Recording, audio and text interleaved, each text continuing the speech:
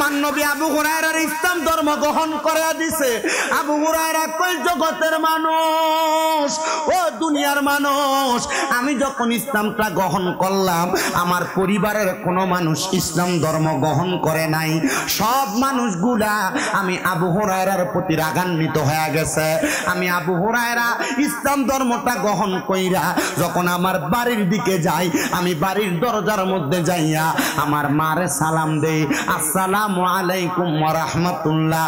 অন্যদিন আমার মা আমি আবু হুরায়রার জন্য দরজার মধ্যে বইসা থাকতো, কিন্তু আমার মা জননী রে আমি ঘরের দরজায় যাইয়া সালাম দেওয়ার সাথে সাথে আমার মা জননী আমি আবু হুরায়রার জন্য ঘরের দরজাটা বন্ধ করে দিছে।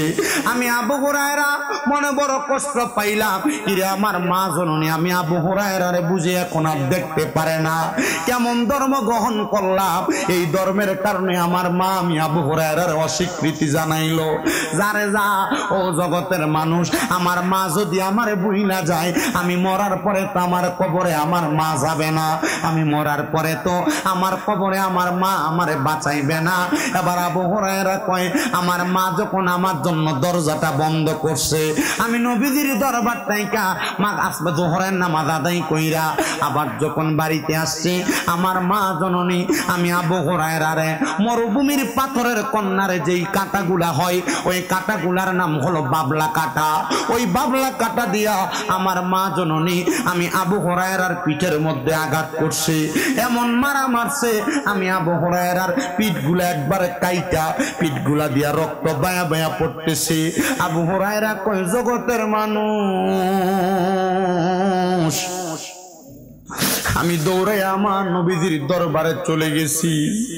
আমার চোখ দিয়া পানি দেইকা রহমতের নবীজি গায়, কিরে আবু হুরায়রা কান্দ কেন? নবী আমার পিঠের মধ্যে হাত বুলিয়ে দিবে, এমন টাইমে আমার নবীজির শরীর মুবারকে আমি আবু হুরায়রার গায়ের একটু রক্ত লাগছে।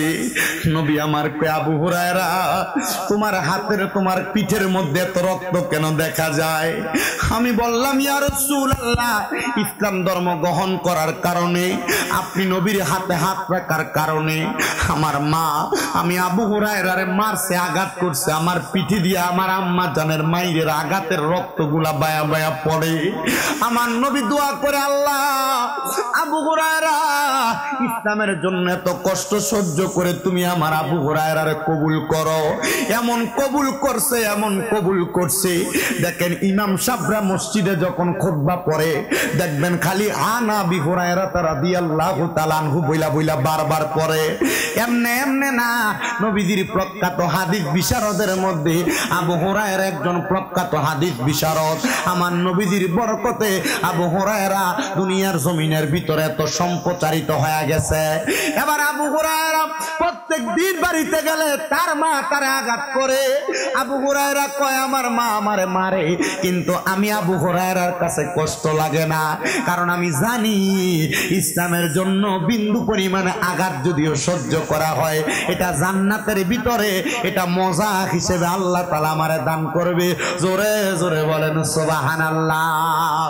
আমার মুসলমান নবীর উম্মতের দল, ও পাইলগাঁওয়ের বাবা, হে আমার এই সুনামগঞ্জের জগন্নাথপুরের বাবারা, একটু মনোযোগ দিয়া শুনেন গো বাবারা। আবু হুরায়রা প্রত্যেক দিন আঘাত পায়, কিন্তু একদিন আবু হুরায়রা আমার নবীজির দরবারে কান্না করতে করতে হাজির হয়ে গেছে। নবীজির ভরা মজলিসে সাহাবায়ে কেরাম সামনে এসে আবু হুরায়রা বসতে, আমার নবী আবু হুরায়রা আজকে বুঝি তোমার মা তোমারে মারছে, তোমার মায়ের মাইরের আঘাত সহ্য করতে না পাইরা কাঁদতে কাঁদতে আমি নবীর সামনে আইসা বসছ। আবু হুরায়রা কই ইয়া রাসূলুল্লাহ ওয়াল্লাহি বিল্লাহি তাআলা, আল্লাহর কসম তিনবার করে বলি গো নবীজি, আমার মা আমারে মারছে, আমি আবু হুরায়রা এই জন্য কান্না করি না। নবী গো আমি কান্না করি, আপনি নবী কত মানুষের জন্য কত দোয়া করেন। নবী গো, আমার মাডা যে ইসলাম ধর্ম গ্রহণ করে না, আপনি নবী দিয়ে আমার মাডার লেগে একটু দোয়া করেন না। কিরে আবু হুরায়রা, মা দি তোমারে মারে আর তুমি দি তোমার মার লাগা দোয়া চাও। আবু হুরায়রা কয়, নবী গো, যেমনই হক না কেন এটা তো আমার মা। নবী গো, আল্লাহর কোরআন না বলে কু আনফুসাকুম ওয়া আহলিকুম নারা, তুমি নিজে জাহান্নামের আগুন থেকে বাঁচো, তোমার আহালকে যাচ্ছি না। রহমতের নবীর দোয়াটা আগে বাড়িতে গেছে। মুসলমান ইমানদার, এ নবীর উম্মতের দলেরা একটু মনোযোগ দিয়া শোনেন। হযরত আবু হুরায়রা দৌড়াইতে দৌড়াইতে চলে গেছেন বাড়িতে, যা দেখে অন্যদিন মায়ের দরজার মধ্যে সালাম দেয়, আসসালামু আলাইকুম, দরজা খোলে না। আবার সালাম দেয়, আসসালামু আলাইকুম, দরজা খোলে না। আবার সালাম দেয়, আসসালামু আলাইকুম, দরজা খোলে না। কিন্তু ওই দিন আবু হুরায়রা দৌড়ে বাড়িতে যা দেখতাছে দরজাটা দি খোলা দেখা যায়। আবু হুরায়রা কিন্তু ঘরে ঢুকে না, ঘরের দরজা থেকে সালাম দেয়, আসসালামু আলাইকুম ওয়া রাহমাতুল্লাহ। কিরে, এবার আবু হুরায়রা কয়, আমি আমার কানে শুনতে পাইলাম ওয়া আলাইকুমুস সালাম। আমি সালামের জবাব পাইয়া ঘরে ঢুকলাম। আমি তাকে দেখলাম আমার মায়ের চুলগুলা ভিজা, পানি বায়া বায়া পড়তাছে। আমি আমার মারে জিগাইলাম, কি গো মা, অন্য দিনের মতো তো আজকে না, আজকে দি দেখি আপনার মাথার চুলগুলা বায়া বায়া পানি পড়ে, আজকে কি আপনি আমি আবু হুরায়রার জন্য দরজা বন্ধ করবেন না? আবু হুরায়রার মা ডাক দিয়া কয়, আবু হুরায়রা, প্রত্যেক দিন যে আমি মা তোমারে মারি, তুমি আবু হুরায়রা মায়ের গুলা সহ্য করো, আজকে তোমারে মারার পরে আমার বিবেক লারা দিছে রে। আমি মা চিন্তা করলাম, প্রত্যেক দিন আমার আবু হুরায়রার এমনে মারি, আমার আবু হুরায়রা ইসলাম ধর্মে কি এমন মজা পাইছে, মুহাম্মাদুর রাসূলুল্লাহর কাছে কি মজা পাইছে।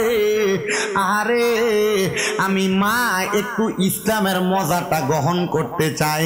আমি মা নিয়ত করছি, আমি মাও ইসলাম ধর্ম গ্রহণ করব। আবু হুরায়রা কয়, ও জগতের মানুষ, জাননি রে, আমি ওই দিনে বুঝছি রহমতের নবীর দোয়াটা কত তাড়াতাড়ি কবুল হয়, রহমতের নবীর দোয়াটা কত তাড়াতাড়ি কবুল হয়। দেখছেন ইসলামের মজা কত, শান্তি কত, আরাম কত।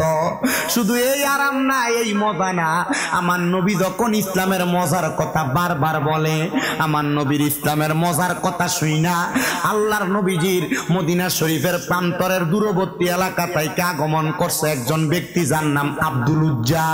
উনি বলেন, আমার নবীজির ইসলামের দাওয়াতটা পাইয়া আমি আমার নবীজির কাছে ইসলাম ধর্মটা গ্রহণ করে ফালাই। মাহফিলে দিস, ঠিক আছে, আল্লাহ কবুল করতো। আমিন কোক্কা, এত আসতে হয়েছে না, আমিন আর জোরে কোক্কা আমিন। আপনার কোনো প্রবলেম হয় না তো? আসুন ইনশাল্লাহ। কতক্ষণ ওয়াজ তো নি? ঠান্ডা লাগে বেশি না নি? আমি জানি ভাই সাহেব, কত 23 তারিখ তো না আমার যে জ্বর, তো আমি চেষ্টা করি যে মানুষের লগে ওয়াদা দিছি, যদি না আই মানুষ আমরা সিটার হইব না নি, আল্লাহ কি আমি মাহফিল মিস করি না, চেষ্টা করি মানুষের আমি আমার ওয়াজ বোঝাইতাম। হয়নি আপনার মা? হয়নি? আচ্ছা, পুরো হয় না, পুরো হয় না নানি? আচ্ছা, আমি দেখছি না রকম ভাই। আচ্ছা ঠিক আছে, আলহামদুলিল্লাহ। কই না যাইও না বউ, আল্লাহ তাই, আল্লাহ তাই, এই তারে বাগাই বইও, তুমি বইও বইও। হ্যাঁ বুঝছি আমি।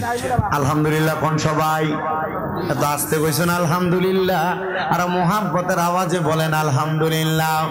এ মুসলমান ইমানদার ভাই বাবারা, গভীর মনোযোগ দিয়ে শুনেন, নবীর ইসলামের দাওয়াত পাইয়া নবীজির কাছে বহু বিধর্মীরা ইসলাম ধর্ম গ্রহণ করছে।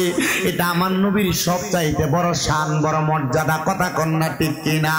তাহলে সবাই জবান খুলে মোহাব্বত ওই নবীর একটু শান পড়েন।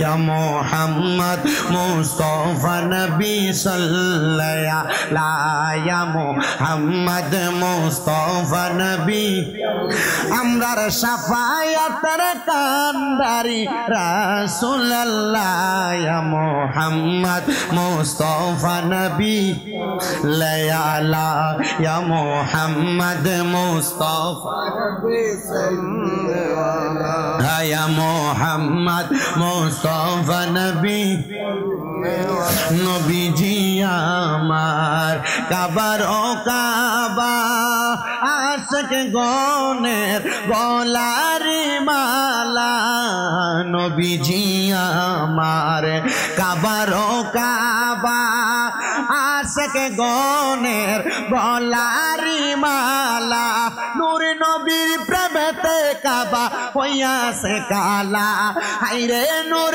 নবীর প্রেমেতে কাবা হইয়াছে কালা ইয়া মুহাম্মদ মুস্তাফা নবী সাল্লাল্লাহু ইয়া মুহাম্মদ মুস্তাফা নবী সাল্লাল্লাহু কেউ বা বলে নবী নূরেরই ফুতুল কেউ বা বলে নবী গোলাপেরই ফুল কেউ বা বলে নবী নূরেরই পুতুল কেউ বা বলে নবী গোলাপেরই ফুল নয় সে পুতুল নয় সে রে ফুল নূরে নূর আল্লাহ হায়রে নয় সে পুতুল নয় সে রে ফুল নূরে নূর আল্লাহ ইয়া মুহাম্মদ মুস্তাফা নবী সাল্লাল্লাহু ইয়া মুহাম্মদ মুস্তাফা নবী আমরার শাফায়াতের কান্ডারি মদিনাওয়ালা আমরার শাফায়াতের কান্ডারি মদিনাওয়ালা ইয়া মুহাম্মদ মুস্তাফা নবী সাল্লাল্লাহু ইয়া মুহাম্মদ মুস্তাফা নবী তাহলে আমার নবীর ইসলামের দাওয়াত পাইয়া ইহুদিরা যদি ইসলাম ধর্মের ছায়া তলে আইসা তারা যদি জান্নাতি হইতে পারে, আমরা যারা ইসলামের ছায়া তলেই জন্মগ্রহণ করছি আমরা নবীর আদর্শ মাইনা যদি দুনিয়াতে চলাফেরা করে আপনারা বলেন আমার আল্লাহ তাআলা আমাদেরকেও জান্নাত দিতে পারে কি পারে না? হযরত আব্দুল উজ্জামান নবীর আয়েশা ডাক দিয়ে কই ইয়া রাসূলুল্লাহ ও মায়ার নবী গো আপনি আমার ইসলাম ধর্ম কবুল করে দেন। আব্দুল উজ্জা ইসলাম কবুল কইরা বাড়ির মধ্যে যাইয়া লক্ষ্য করে দেখে আব্দুল উজ্জার আব্বা জান লাত এবং উজ্জার পূজা করতেছে।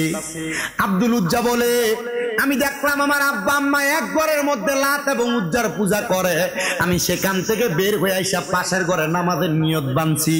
আমার আব্বা জান আমার সামনে আইয়াই কইতেছে রাম রাম রাম রাম। দেখছো সে পোলা কি করে, তার বাপ দাদার ধর্ম ইসলাম ধর্ম, আর এই পোলা দিয়ে এখন অন্য তার বাপ দাদার ধর্ম সনাতনী ধর্ম, আর এই পোলা আইসা আমরা কাছে ইসলাম ধর্মের নামাজ আদায় করে।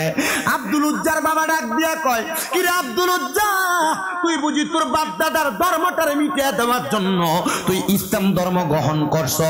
আব্দুল উজ্জা কয় বাবা আপনি কি জানেন না ইন্নাদ দীনা ইনদাল্লাহিল ইসলাম, নিশ্চয় শান্তির ধর্ম ইসলাম, পরিপূর্ণ জীবন ব্যবস্থা ইসলাম।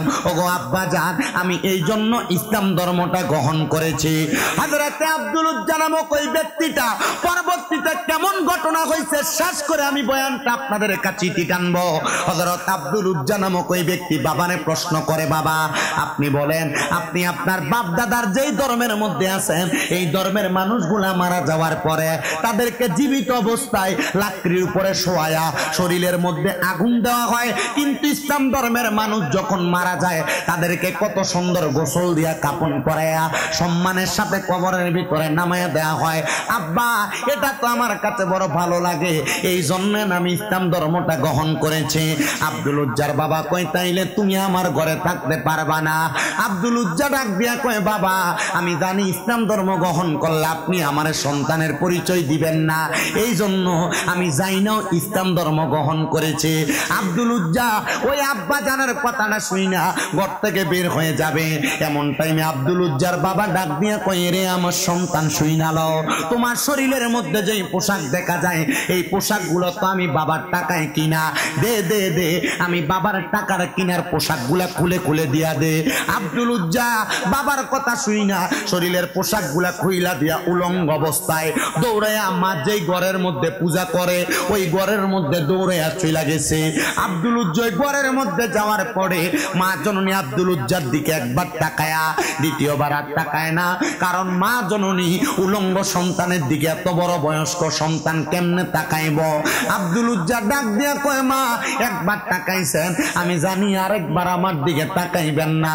আমার আব্বা জান আমি আব্দুল উজ্জা ইসলাম ধর্ম গ্রহণ করার কারণে আমি সন্তানদের শরীরের জামা কাপড় পর্যন্ত খুইলা রাইখা দিছে গো মা, পারবেন নি গো আমি আব্দুল উজ্জার একটা কাপড় দিয়া সহযোগিতা করতে?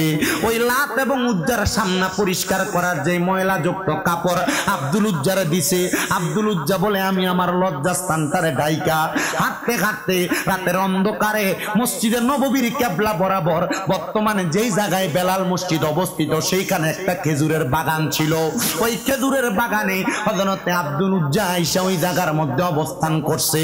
অবস্থান কইরা আব্দুল উজ্জা নামক ব্যক্তিটা ওই জায়গার মধ্যে কান্নাকাটি করতেছে।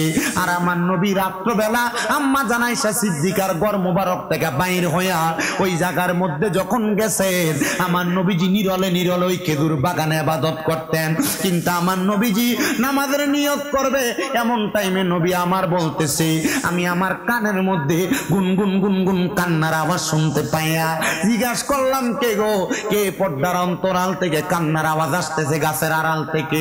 ডাক দিয়া কই, ইয়া রাসূলুল্লাহ আমি আপনার কাছে সদ্য ইসলাম গ্রহণ করা আব্দুল উজ্জা, ও মায়ার নবী, ও দয়ার নবী রাহমাতুল লিল আলামিন নবীজি, আমি আপনার কলিজার টুকরা আব্দুল উজ্জা। আমার নবী কয়, সামনে কেন আসো না?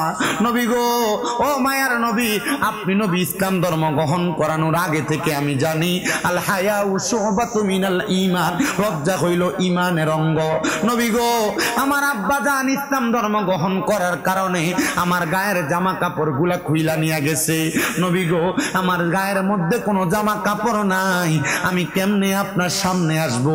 আমার নবীজি শরীর মুবারকের একটা জুব্বা মুবারক, কেউ কেউ বলে চাদর মুবারক, হযরত আব্দুল উজ্জারে দিয়া দিছে।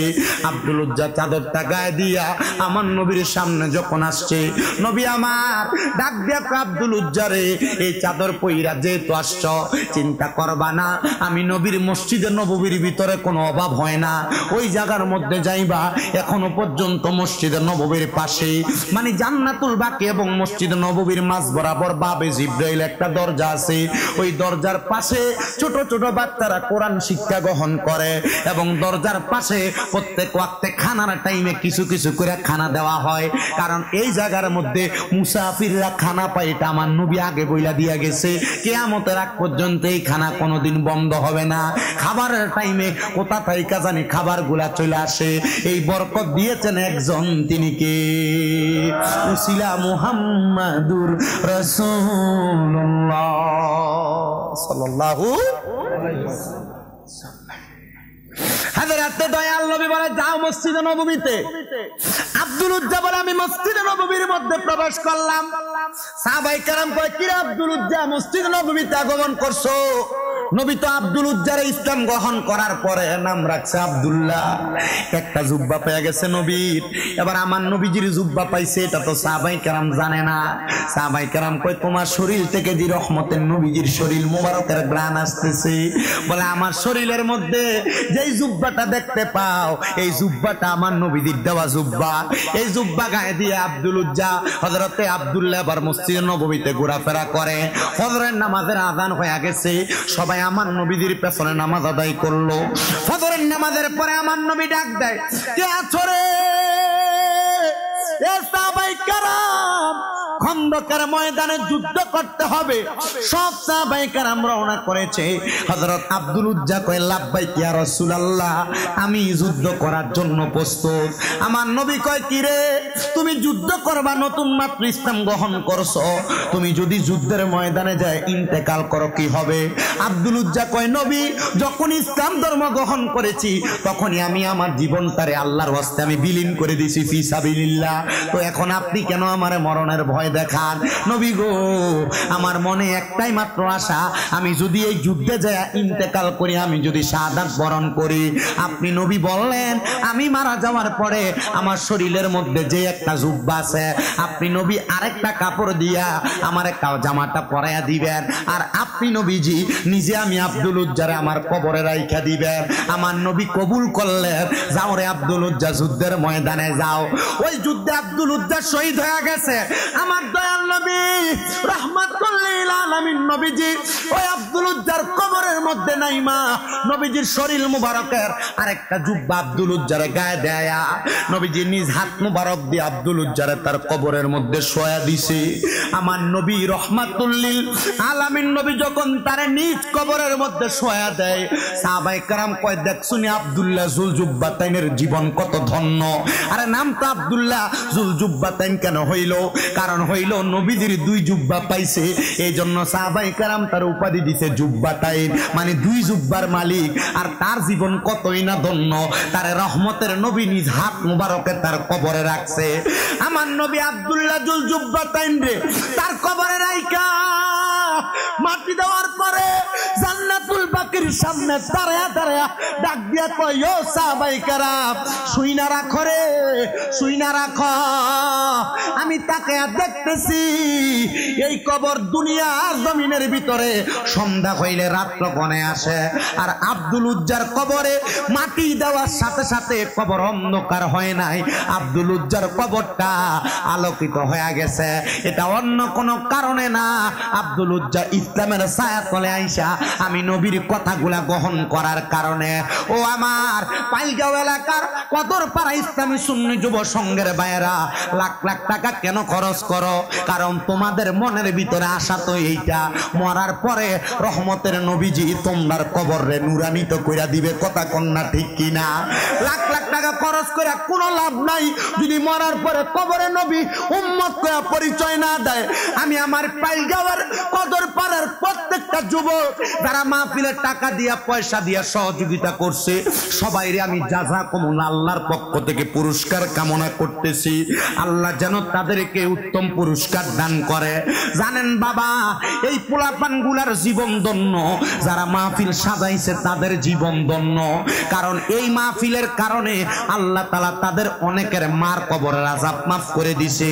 এই মাহফিলের কারণে আল্লাহ তাআলা তাদের অনেকের বাবার কবরের আযাব মাফ করে দিছে। আজকে কত সন্তান এই মাহফিলের ভিতরে বসছে, তাদের মা কবরে, তাদের বাবা কবরে। আমি মুনাজাতে সবার জন্যই দোয়া করছি। আগামীকালকে মাগরিবের নামাজের পরে আপনাদের উমরপুরে আমার আরেকটা মাহফিল আছে। আমি সব জায়গায় গেলে সব মাহফিল কমিটিদের জন্য সব সময় দোয়া করি। আজকেও দোয়া করব। এই সন্তান, তুমি তোমার মারে কবর দিয়া মাহফিলে বসছো, তোমার বাবারে কবর দিয়া মাহফিলে বসছো।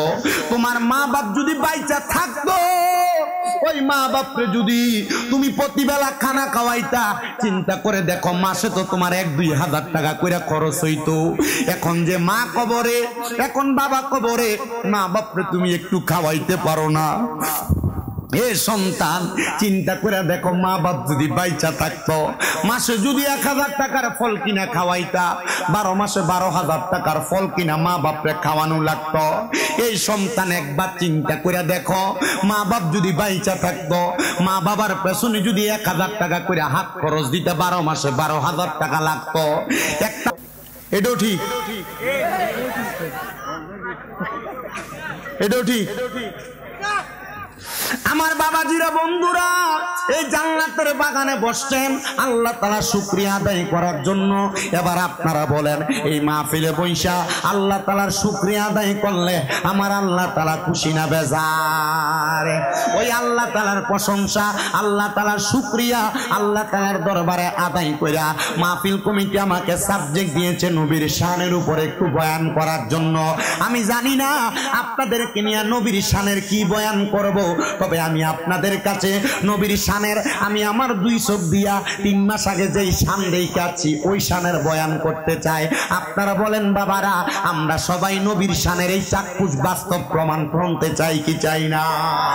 এ মুসলমান, মাত্র 3 মাস হয় আমি নবীজির রওজা মুবারক জিয়ারত করে আসছি মদিনা শরীফ। ওই মদিনা শরীফ বড় বরকতওয়ালা জায়গা, ওই মদিনা শরীফ বড় বরকতওয়ালা জায়গা। ওই মদিনা শরীফ কেমন বরকতওয়ালা জায়গা জানো? তুমি তোমার পাইলগাঁওয়ের মসজিদের ভিতরে 2 রাকাত নামাজ পড়লে 2 রাকাতের সওয়াব পাইবা। তুমি তোমার পাইলগাঁওয়ের মসজিদের ভিতরে 1 ওয়াক্ত নামাজ পড়লে 1 ওয়াক্তের সওয়াব পাইবা। কিন্তু মদিনা শরীফ এমন বরকতের জায়গা, আমার নবী কয় মদিনা শরীফের ভিতরে 1 ওয়াক্ত নামাজ পড়লে 50,000 ওয়াক্তের সওয়াব পাইবা। এ মুসলমান, ওই মদিনা শরীফের মধ্যে যাইয়া আমি যখন প্রথম দিন ফজরের নামাজের সময় আমার নবীজির রওজা মুবারকের মধ্যে আমি সালাম দিতে ঢুকতেছি, আমি ফজরের নামাজের জামাতটা একবারে মসজিদে নববীর ভিতরে পড়তে পারি নাই, মসজিদ নববীর একবারে বাহিরে পড়ছি, যেখানে আমার নবীর রওজা মুবারক হযরতে আবু বকর সিদ্দিক গেট আছে, ওই গেটের বরাবর একবারে পেছনের অংশে আমি দাঁড়ায় দাঁড়ায় নামাজটা পড়লাম। আমি নামাজটা পড়ার পরে আমি চিন্তা করতে লাগলাম, দেখলাম মানুষগুলা দলে দলে বাবু সালাম একটা দরজা দিয়ে আমার নবীজির রওজা মুবারকের দিকে ঢুকতেছে, মানুষ প্রবেশ করতেছে। আমি চিন্তা করলাম মানুষগুলা কই যায় রে? আমি আবার মানুষগুলার পেছনে পেছনে হাঁটতে লাগলাম। আমি তাকায়া দেখলাম একটা দরজা আছে, যেই দরজাটার নাম হলো বাবু সালাম দরজা।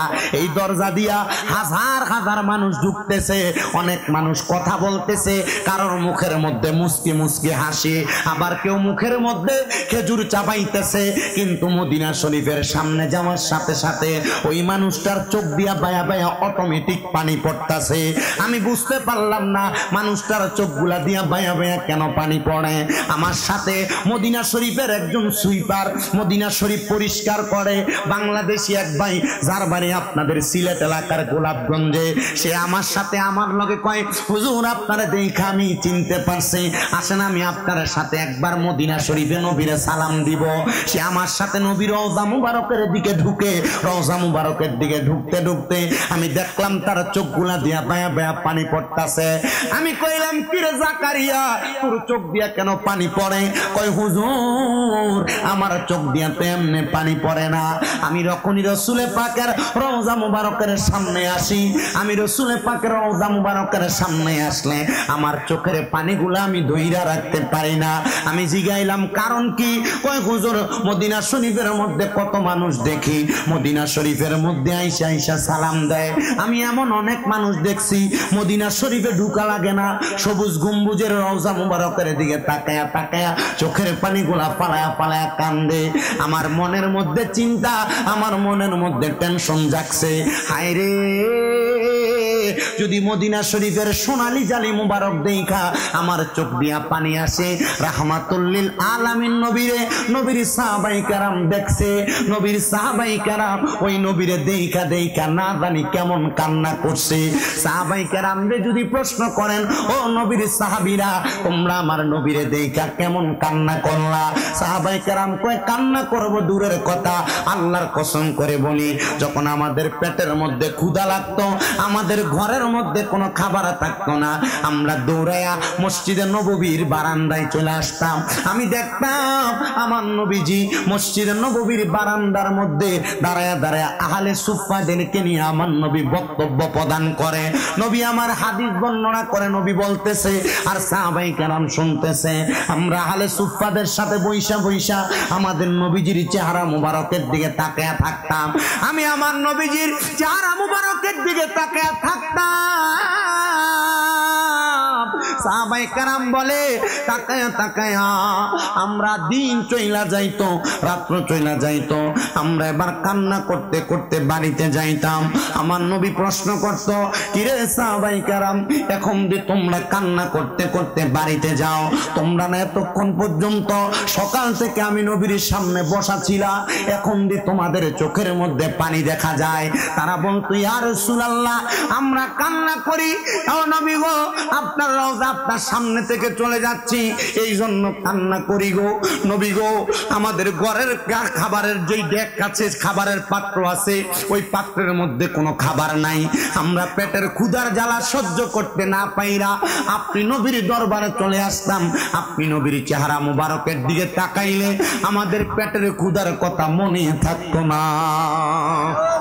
নবী গো, এই জন্য আমরা আপনি নবীর সামনে চলে আসতাম, কিন্তু এখন আপনি নবীজি আপনার ঘর মুবারকে চলে যাচ্ছেন, আমরা কার দিকে তাকায়া তাকায়া আমাদের পেটের ক্ষুধার কথা মনে ভুলে যাব? আমার নবী ডাক দিয়া কয়, সাহাবায়ে কেরাম, খাবারের কথা চিন্তা করো, যাও তোমরা তোমাদের ঘরে চলে যাও, দেখবে বাইতুল মাল থেকে আমার উমর তোমাদের জন্য খাবার নিয়ে দাঁড়ায় গেছে। হযরত উমর রাদিয়াল্লাহু তাআলা আনহু আমার নবীর আদেশ পাইয়া বাইতুল মাল থেকে আটার বস্তা নিজের কাঁধে নিয়া নবীজির কলিজার টুকরা সাহাবায়ে কেরামের ঘরের দরজায় দরজায় পৌঁছায়া দিতেন। ওই সাহাবায়ে কেরাম ডাক দিয়া কয়, জগতের মানুষ, আমরা আমার নবীজির দিকে তাকায়া তাকায়া বড় শান্তি পাইতাম। আমি ওই ছেলেটারে জিগাইলাম, তুইও বুঝি নবীর রওজা দেইকা শান্তি পাস? কয়, হুজুর বেতন তো বেশি না, রওজা মুবারকের বারান্দা পরিষ্কার করি, বেতন দেয় মাত্র 600 রিয়াল। হুজুর এই টাকা দিয়া নিজে খামু না বাড়িতে পাঠামু আমি বুঝি না, তবে হুজুর জানেন মাঝে মাঝে প্রতি মাসে একবার না একবার আমার সাথে একটা আজব খেলা ঘটে। আমি কইলাম, কেমন খেলা? হুজুর বাড়িতে টাকা পাঠানোর আগে যখন 600 রিয়াল আমার বেতন দেয়, কোন জায়গা থেকে জানি হঠাৎ করে একটা মানুষ আইসা আমার সৌদির 500 রিয়াল দিয়া দেয়। অনেক সময় 2-3 জন মিলা 100, 200, 300, 500 রিয়াল দিয়া দেয়। হুজুর আমি বাড়িতে 600 রিয়াল বেতন পাই, কথা সত্য, মাসে 60-70 হাজার টাকা আমি বাড়িতে পাঠাইতে পারি। আমি কইলাম, কারণ কি? কয়, হুজুর আমি টেনশন করি না, আমার বিশ্বাস রাহমাতুল লিল আলামিন নবীর কদমে যেহেতু আমি থাকি, রহমতের নবী যদি আমার আল্লাহর কাছে আমার জন্য একটা বন্দোবস্ত করে দেয়, আমার খাবারের কথা চিন্তা করা লাগবে না, আমার দুনিয়ার কোনো কিছুর কথা চিন্তা করা লাগবে না। হুজুর আমার মনে হয় না পুরো এক সপ্তাহে আমি একদিন আমার রুমে যায় ঘুমাই, আমার ডিউটি মাত্র 12 ঘন্টা, আমি মদিনা শরীফে 24 ঘন্টা ডিউটি চালাই। আমার যখনই ঘুম পাই মদিনা শরীফের যেই কোনো পিলারের সাথে আমি হেলাম দিয়া ঘুমায়া যাই, মতো আইসা আমার ধাক্কা দেয় না, কারণ আমার শরীরের মধ্যে মদিনার খাদেমের পোশাক, এই জন্য আমার ধাক্কা দিয়া দৌড়ায় না। আমি চিন্তা করলাম, এই লোকটা যদি মদিনা শরীফ পরিষ্কার করে, মদিনা শরীফ পরিষ্কার করতে করতে ঘুমায়া যায়, আমার আল্লাহ তাআলা তার মরণটা তো কত মর্যাদার মরণ দান করব, কারণ আমরা জানি ভালোবাসার জায়গা মদিনা, ভালো লাগার জায়গা মদিনা, বলেন ভালোবাসার জায়গা মদিনা, ভালো লাগার জায়গা মদিনা, ভালোবাসার জায়গা মদিনা, ভালো লাগার জায়গা মদিনা। হায়রে এত সুন্দর জায়গা কোথাও দেখি না, এত সুন্দর জায়গা কোথাও দেখি না, সাজিয়েছেন দয়াল রাব্বানা, ভালোবাসার জায়গা মদিনা, বলেন ভালোবাসার জায়গা মদিনা, ভালো লাগার জায়গা মদিনা। বলেন মদিনা শরীফ যাইতে আমরার ভালো লাগে কি লাগে না? আরে যে যায় নাই সে জানে না। বলেন আমরা ওই মদিনা একবার যাইতে চাই কি চাই না? এই দুইটা হাতকে মদিনার নবীর রঙের পতাকা বানান, শরীরটা গরম হবে, হাতটা লাড়া দেন আর পড়েন ভালোবাসার জায়গা মদিনা, ভালো লাগার জায়গা মদিনা, বলেন ভালোবাসার জায়গা মদিনা, ভালো লাগার জায়গা মদিনা, বলেন ভালোবাসার জায়গা মদিনা, ভালো লাগার। হাত নামান। আরে মদিনা শরীফে দয়ার খাজিনা, মদিনা শরীফে দয়ার খাজিনা, আশেকে ছাড়া অন্য বোঝে না, ভালোবাসার জায়গা মদিনা, বলেন ভালোবাসার জায়গা মদিনা, ভালো লাগার জায়গা মদিনা। হাইরে এত সুন্দর জায়গা কোথাও দেখি না, এত সুন্দর জায়গা কোথাও দেখি না, সাজিয়েছেন দয়াল রাব্বানা, ভালোবাসার জায়গা মদিনা। একটা জবানও বন্ধ রাখবেন না, জবানটা ছেড়ে দিয়ে উচ্চ কণ্ঠে জোরে বলেন আল্লাহু আকবার। এবার আমি যখন তারে নিয়া নবীর রওজা মুবারক সালাম দিয়া বের হইলাম, আমি আবার তাকায়া দেখলাম একটা পাকিস্তানি বাবা তার ছেলেটারে জড়ায়া জড়ায়া দইরা কাঁদতাছে। ওই পাকিস্তানি বাবাটা কান্দে আর কাঁদতাছে। এবার রওজা মুবারকের বাহিরে দাঁড়ায়া যখন কান্দে রে, আমি দাঁড়ায়া দাঁড়ায়া তাদের অবস্থাটা একটু দেখতে চাইলাম। এবার দেখলাম ওই ব্যক্তিটা কান্দে আর কয়, আল্লাহ তাআলা মদিনা শরীফের সামনে আসার কারণে আমার অন্ধ চোখটা ভালো করে দিছে, আমার অন্ধ চোখটা ভালো করে দিছে। তাইলে বুঝতে পারলাম ওই ব্যক্তির চোখটা ভালো ছিল না, লোকটার চোখটা কানা ছিল, লোকটা চোখে দেখতে পাইতো না। মদিনা শরীফে নবীর রওজা মুবারকের সামনে যাইয়া নবীজির রওজায় সালাম দেওয়ার কারণে আমার আল্লাহ তাআলা নবীজির রওজা মুবারকের সালামের বরকতে ওই ব্যক্তির চোখের পর্দা খুলে দিছে, চোখটারে ভালো করে দিছে। মনে রাখবেন মুসলমান, আল্লাহর নবীর হাদিস বর্ণনা শুধু চোখ খোলা না, ইন্তেকালের পরে দুনিয়া থেকে কেউ যদি একবার নবীর রওজা মুবারক সালাম দিয়া মারা যায়, আল্লাহর নবী কয় মান যারা কবরি ওয়াজাবাত লাহু শাফাআতি ইয়াউমাল কিয়ামা। যেই ব্যক্তি আমি নবীর রওজা মুবারক একবার জিয়ারত করলো, আমি নবীজি তার ইন্তেকালের পর তার জন্য সুপারিশ করা আমি নবীর জন্য ওয়াজিব হয়ে যায়। আরে আপনি যদি মরণের আগে একবার নবীর রওজা মুবারক জিয়ারত করে, তাহলে মরণের পরে আল্লাহর নবী আপনার জন্য সুপারিশ করবে। কেমন সুপারিশ করবে? আমার দয়াল নবী রাহমাতুল লিল আলামিন নবীজি যখন আপনি দুনিয়ার জমিন থেকে কবরে যাবেন, আপনার কবরে আপনার সন্তান যাবে না, আপনার আত্মীয় স্বজন বন্ধু বান্ধব কেউ যাবে না। ওই কবরের মধ্যে আপনি যাওয়ার পরে ওই কবরের মধ্যে যখন সব আপনার শেষ হয়ে যাবে, কিন্তু ওই কবরের সওয়ালের জবাবের পরে আপনার কবরের মধ্যে যখন আপনার প্রশ্নগুলা করা হবে, প্রশ্নের জবাবের পরে আমার নূরের নবী রাহমাতুল লিল আলামিন নবীর 3 নাম্বার প্রশ্নের সময় আপনার দেখানো হবে। তখন প্রশ্ন করা হবে, ওমান হাদার রাসূল, এই ব্যক্তিকে তুমি চিনো কিনা? আমার নবীকে যখন আপনার সামনে আনা হবে, আপনি যদি নবীজির উম্মত দাবি করেন আর যদি আপনার জীবনটারে নবীর সুন্নাত দিয়ে আপনি সাজায়া ইন্তেকাল করতে পারেন মুসলমান, মনে রাখবেন ইন্তেকাল করার পর আপনি নবীকে চিনা লাগবে না, আপনার সুন্নতের আমল দেখা নবী বলবে আয় আয় আমার উম্মত, আমি নবীর কুল মুবারকে আয়। জবান খুলে জোরে জোরে বলেন সুবহানাল্লাহ। ওরে নাই কোনো বন্ধু গো, নাই দরদি নাই, কঠিন দিনে আমার নবীজি বিনে, রোজ হাসরের কঠিন দিনে রাব্বুল আলামিন ওয়াহিদুল কাহার হইয়া সাজিবেন হাকিম। আরে থাকিবে না দয়া মায়া স্নেহ মমতা, কেউ হবে না কারো জন্য জামিন ও দাতা। হায় হায় হাহাকারে পইরা যাবে ধনী, পিপাসায় ফাটিবে সাথী মগজ গলে পানি। ওরে কান্দিয়া জমিবে যত আদম সন্তান, আদম নবীর কাছে যাইয়া চাইবে এহসান। সেদিন আদম নবী বলবে নফসি নফসি, আমি কি সুপারিশ করতে পারি গো? তোমরা এই মুহূর্তে চইলা যাও না আখিরি নবীর দরবারে, কঠিন দিনে আমার নূর নবী বিনে, কঠিন দিনে আমার নবীজি বিনে। হে আমার পাল যাওয়ার বাবা, ও সুন্নি মুসলমান, আমরা সুন্নিদের একটা দোষ আছে রে, আমরা সুন্নিরা শুধু নবী নবী করি। এটার কারণ হইল কি জানো?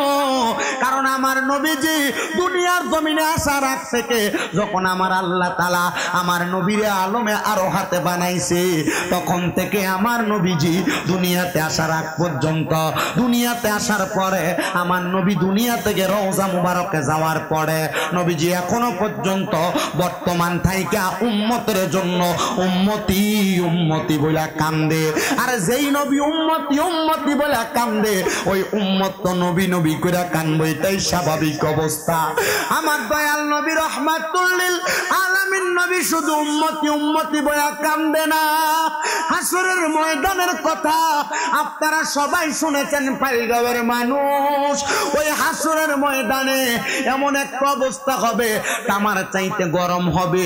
আবার কেউ কেউ বলে আমার নবীর বর্ণনা, হাসরের ময়দানে ঘাম এমন থাকবে, ঘামের সাগরের মধ্যে মানুষ সাঁতার কাটবে। কিন্তু এই হাসরের ময়দানে মানুষ যখন হাহাকারের মধ্যে পড়ে যাবে, আমার নবী বলে আমি নবী পশ্চিম দিক থেকে হাসরের ময়দানে দৌড়ে দৌড়ে আগমন করব। আমি আগমন কইরা দেখব রে আমার উম্মতেরা ইতিমের মতো পুরা হাসরের ময়দানে দাঁড়ানো।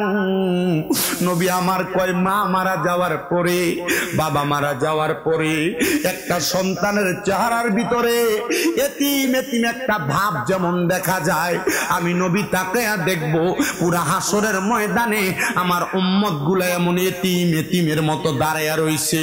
কিন্তু আমি দয়াল নবী রহমাতুল লিল আলামিন নবীজি যখন হাসরের ময়দানে যাইব, ওই হাসরের ময়দানে আমি দয়াল নবী আল্লাহ তাআলার কুদরতি কদমের মধ্যে একটা সাজদা দিব। আমি নবী সাজদা ততক্ষণ পর্যন্ত দিয়া রাখবো। তিরমিজি শরীফের একটা হাদিস শরীফ পড়তে গিয়া দেখলাম আমার নবীজি সাজদার মধ্যে পড়ে থাকবে, আর আমার আল্লাহ তাআলা জিবরাইলকে বলবে, রে জিবরাইল আমার বন্ধুকে বলো না আমার বন্ধু যেন সাজদা থেকে মাথা মোবারক উঠান। আর আমার নবী বলবে, না আল্লাহ আমি নবীজির গুনাহগার উম্মত গুলা এখনো পর্যন্ত জাহান্নামের মধ্যে আমার উম্মতকে জাহান্নাম থেকে জান্নাতে না দিলে আমি নবী মাথা মোবারক উঠাবো না।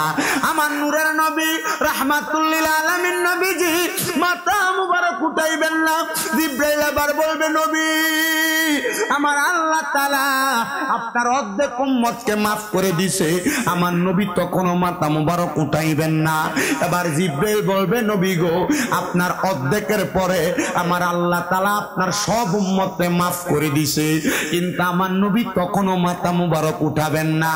আমার নবীজিকে জিবরাইল বলবে, ইয়া রাসূলুল্লাহ উম্মতকে তো মাফ করে দেওয়া হয়েছে, তারপরেও কেন আপনি নবী মাথা মোবারক উঠান না? আমার নবী বলবে, রে জিবরাইল আমার উম্মতকে মাফ করা হয়েছে, এখনো পর্যন্ত জান্নাতের মধ্যে দেওয়া হয় নাই। আমার নবী বলবে, তখন নবীজির একটা উপাধি দেওয়া হবে, শাফাআতি লি আহলিল কাবাইর মিন উম্মতি। আমার নবীজির উম্মতের ভিতরে কবিরা গুনাহ করনেওয়ালা উম্মতদেরকেও আমার নবী সুপারিশ করে করে জান্নাতে নিয়ে যাবে। হায়রে বন্ধু, আপনি কোন নবীর উম্মত, ওই নবী আপনার জন্য কেমন সুপারিশ করবে একটু চিন্তা করে দেখেন। আমার নবীজি তখন বলবে, জিবরাইল আমার আল্লাহ তো আমি নবীর উম্মতকে জান্নাতি বানায় নাই, মাফ করছি। এবার আল্লাহ আদেশ দিবে, নবী ও মায়ার নবী আপনি মাথা মুবারক উঠান গো নবী। আমার নবী মাথা মুবারক উঠাইয়া এবার আমার নবীজির অনুমতি যখন আল্লাহ তাআলার কাছ থেকে পাবেন, নবী আমার ঠিক জান্নাতের যেই দরজা, জান্নাতের দরজা বরাবর যে আমার নবী দাঁড়াইবেন। আদম থেকে ঈসা নবী পর্যন্ত সকল নবীদের একটা সিরিয়াল থাকবে, আর প্রত্যেক নবীদের ডান হাত বরাবর সকল নবীদের উম্মতদের একটা একটা সিরিয়াল থাকবে। কিন্তু আমার নবী সর্বপ্রথম জান্নাত জান্নাতের দরজার মধ্যে দাঁড়াইব। আউয়ালু মাইয়াকরাউ বাবাল জান্নাহ, সর্বপ্রথম জান্নাতের দরজা আমাদের নবী খুলবে। আদম নবীরে যদি আল্লাহ আগে পাঠাইছে, ঈসা নবীরে আগে পাঠাইছে, নূহ নবীরে আগে পাঠাইছে, দাউদ নবী, ইব্রাহিম নবী, অন্য সব নবীরে আগে পাঠাইছে, কিন্তু তিরমিজি শরীফের হাদিস বলে আউয়ালু মাইয়াকরাউ বাবাল জান্নাহ, সর্বপ্রথম জান্নাতের দরজাটা আমাদের নবী যায় খুলবে। কেমনে খুলবে শুনেন, মুসনাদে আহমদে এই হাদিসের আলোকে আরেকটা হাদিস লেখা। আমার নবী কয়, আমি নবী জান্নাতের দরজায় যাব, আর জান্নাতের দরজার ফেরেশতা আমারে প্রশ্ন করবে, মান আনতা, আরে আপনি কে? আমি নবীরে প্রশ্ন করবে। সব ফেরেশতা যদিও আমি নবীরে চিনে, কিন্তু এই ফেরেশতার কাছে আল্লাহ তাআলা আমি নবীর পরিচয় গোপন রাখছে। ওই ফেরেশতা আমি নবীকে যখন বলবে মান আনতা, আপনি কে? আমি নবী বলবো আনা মুহাম্মাদুর রাসূলুল্লাহ সাল্লাল্লাহু আলাইহি ওয়াসাল্লাম। আমি এই পরিচয় দেওয়ার সাথে সাথে এই ফেরেশতা বলবে আনা আলাম, আমি আপনার সম্পর্কে জানি। এবার ফেরেশতা দরজাটা খুলে দিবে। দরজাটা খুইলা দিলে আমার নবী দরজা দিয়া ডাইরেক্ট জান্নাতে ঢুকবে না। নবী আমার ঠিক জান্নাতের দরজার যেই দরজাটা ফিটিং করে, যে এটার ভিতরে, এটা কি বলেন? ফ্রেম। এটার আরেকটা নাম আছে, চৌকাঠ। চৌকাঠ। আমার নবী ঠিক জান্নাতের চৌকাঠটার মধ্যে দাঁড়াইবেন। আমার নবীজির একটা উম্মত যদি জাহান্নামে থাকে, কই বলেন বলেন বলেন বলেন, কই থাকে? একটা উম্মত যদি জাহান্নামে থাকে, আমার নবী এই উম্মতকে ছাড়া জান্নাতের দরজা বন্ধ করবেন না। আর অন্য সব নবী জান্নাতে যাবে দূরের কথা, আখিরি নবীর একটা উম্মত বাকি থাকতে অন্য কোন নবীরও জান্নাতে প্রবেশ করবে না। মিয়া মারহাবা বলবেন না?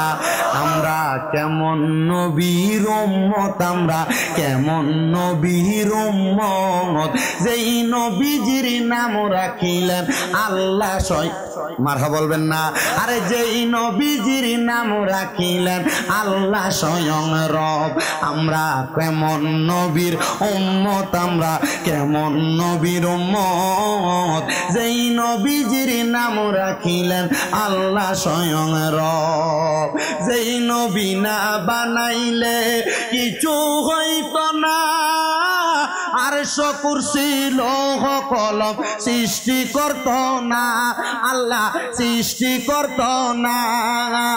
সেই নবীজি কামলিওয়ালা, সেই নবীজি কামলিওয়ালা, কান্দেন মদিনা বলেন, সেই নবীজি কামলিওয়ালা আছেন মদিনা। মদিনা মোর আসলে ঠিকানা, বলেন মদিনা মোর আসলে ঠিকানা। তুমি সবাইকে মদিনায় নিলা, সবাইকে মদিনায় নিলা, আমায় নিলা না নবী গো, আমায় নিলা না। মদিনা মোর আসলে ঠিকানা, বলেন মদিনা মোর আসলে ঠিকানা। আমার বাড়ি নবীর বাড়ি থাকলে পাশাপাশি, সকালে সন্ধ্যায় আসতাম আমি জিয়ারত করি গো নবী, জিয়ারত করি। আমার বাড়ি নবীর বাড়ি থাকলে পাশাপাশি, সকালে সন্ধ্যা আসতাম আমি জিয়ারত করি গো নবী, জিয়ারত করি। দেখবি যদি দয়াল নবী যা তুই মদিনা, বলেন দেখবি যদি মায়ার নবী যা তুই মদিনা। মদিনা মোর আসলে ঠিকানা, বলেন মদিনা মোর আসলে ঠিকানা। নবী সবাইকে মদিনায় নিলা, সবাইকে মদিনায় নিলা, আমায় নিলা না। মদিনা মোর আসলে ঠিকানা, নবী গো মদিনা মোর আসলে ঠিকানা। ও মুসলমান মুসলমান ও পানিগ্রামের বাবারা, এবার আমার নবী রহমাতুল্লিল আলামিন নবী জান্নাতের দরজার চৌকাঠের মধ্যে দাঁড়াইবেন। আমার নবীর সব উম্মত জান্নাতে প্রবেশ করবেন, তখন আমার নবী জান্নাতের দরজা বন্ধ করবেন। এরপরে আদম নবী থেকে ঈসা নবী পর্যন্ত যত নবী আছে সব নবীদের সিরিয়াল আসবে, কিন্তু আমরা এমন একটা নবীর উম্মত, ওই নবী যখন জান্নাতের বর্ণনা দেয় আমার নবীর কাছে অন্যান্য ধর্মের মানুষ এসে ইসলাম ধর্ম গ্রহণ করে। এমন ভাবে ইসলাম ধর্ম গ্রহণ করতে আসছে নবীজির প্রখ্যাত হাদিস বিশারদ হযরত আবু হুরায়রা রাদিয়াল্লাহু তাআলা আনহু, ওনার নাম আপনারা শুনেন নাই, আমার মনে হয় এখানে এমন কোন মানুষ নাই। হযরত আবু হুরায়রা আয়েশা ডাক দিয়া কয়, ইয়া রাসূলুল্লাহ, ইয়া হাবিবাল্লাহ, নবী গো, আমার মনটা চাই আপনি যেই জান্নাতের কথা বলতেছেন ওই জান্নাতের পাগল হইয়া আপনি নবীর কাছে ইসলাম ধর্ম গ্রহণ করার জন্য। আমার নবীকে আবু হুরায়রা, আয় আয় আয়, আমি নবী তোমার ইসলাম ধর্ম গ্রহণ করায়া দেই।